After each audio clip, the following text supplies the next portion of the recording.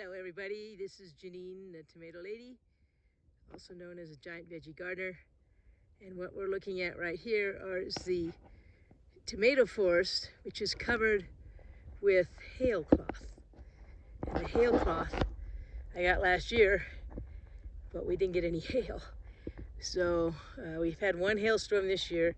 This is what it looks like. And I get it at Amazon. Let's go into the tomato forest. I call this the tomato forest because it truly is a forest in here. These are 2 out of the 4 rows, plus there's others. I don't think I've ever had them so big or lush. And I've already thinned them out once because they were too dense. And I added these extra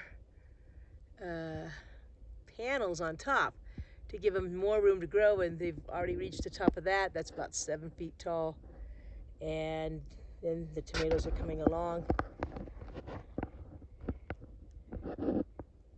Different varieties. I'm looking for this one. That one's actually a Paul Robeson, and it will get a little bit, it's kind of greenish yellow, but it could get brick colored too. Color of bricks. Here's some more. And there's just so many tomatoes in here. They're so lush. I can't hardly stand it. So we come out of this particular row of the tomato forest and lift it up. I have to lift it up and get into it.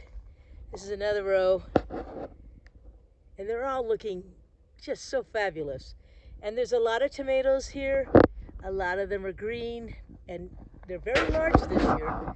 And some of them, you know, are starting to color up. So far, the first ones to ripen were Cherokee tomatoes, Paul Robeson's, and Cherokee Carbone. Or maybe it's Carbone Cherokee. I think it's Cherokee Carbone. There's some more.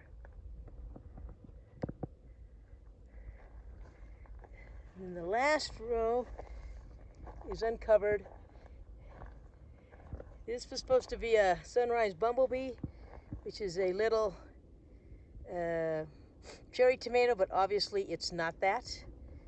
And I'm guessing, you know, maybe it's a